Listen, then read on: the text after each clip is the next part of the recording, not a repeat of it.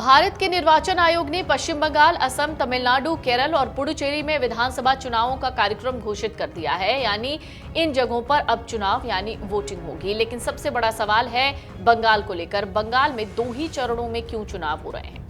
पश्चिम बंगाल में 2 फेज में चुनाव होंगे, जबकि असम, तमिलनाडु, केरल और पुडुचेरी में 1 फेज में चुनाव होंगे। पांचों राज्यों के चुनावी नतीजे 4 मई को आएंगे। पश्चिम बंगाल में 2021 में 8 चरणों में विधानसभा चुनाव संपन्न हुआ था। करीब 1 महीने तक वोटिंग हुई थी, लेकिन इस बार ऐसा क्यों हो रहा है? क्यों चुनाव आयोग इस बार बंगाल में सिर्फ 2 चरणों में ही चुनाव करा रहा है? दरअसल जहां पहला चरण 27 मार्च को शुरू हुआ था, अगर पिछले बार की बात करें, वहीं 8वां और आखिरी चरण 29 अप्रैल को खत्म हुआ था। निर्वाचन आयोग ने इस बार सिर्फ 2 चरणों में चुनाव कराने का ऐलान किया है, जिसमें पहले चरण में 152 सीटों के लिए 23 अप्रैल और दूसरे चरण में 142 सीटों के लिए 29 अप्रैल को वोट डाले जाएंगे। पश्चिम बंगाल में 35 साल बाद 2 चरणों में विधानसभा चुनाव संपन्न हो रहे हैं। सवाल उठता है, इस बार 8 की बजाय 2 चरणों में मतदान क्यों हो रहे हैं?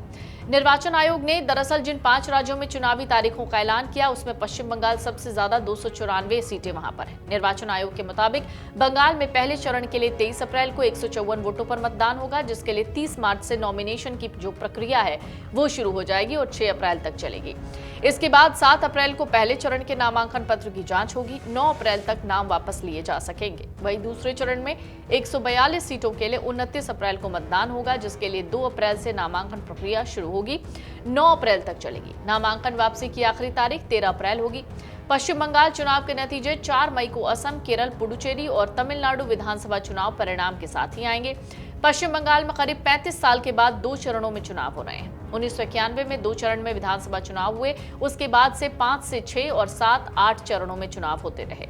2021 में 8 चरणों में चुनाव हुए थे। इससे पहले 2016 में 6 चरणों में चुनाव हुए, जिसमें पहले चरण के लिए 4 अप्रैल और छठे और आखिरी चरण के लिए 5 मई को मतदान हुए थे। साल 2011 के विधानसभा चुनाव में 6 चरणों में चुनाव हुए थे। 18 अप्रैल को पहले चरण के लिए वोटिंग हुई थी और 10 मई को आखिरी चरण के लिए मतदान हुआ था। इस चुनाव में बंगाल की सत्ता से 3 दशक बाद लेफ्ट की विदाई हुई थी। ममता बनर्जी की अगुवाई में टीएमसी ने सरकार बनाई थी। इससे पहले 2006 में 5 चरणों में चुनाव हुए थे और 2001 में 8 चरणों में विधानसभा चुनाव हुए थे। बंगाल में 1996 का विधानसभा चुनाव सिर्फ 3 चरणों में संपन्न हुआ था, जबकि 1991 में सिर्फ 2 चरणों में चुनाव आयोग ने बंगाल के चुनाव कराए थे। बंगाल के इतिहास में ये सबसे कम चरणों का चुनाव रहा है और अब फिर से चुनाव आयोग ने 2 चरणों में चुनाव कराने का ऐलान किया है। इस तरह करीब 3.5 दशक के बाद 2 चरणों में चुनाव हो रहे हैं। पश्चिम बंगाल में 2021 में चुनाव आयोग ने 8 चरणों में चुनाव कराने का ऐलान किया था, तो सबसे ज्यादा विरोध ममता बनर्जी ने किया था।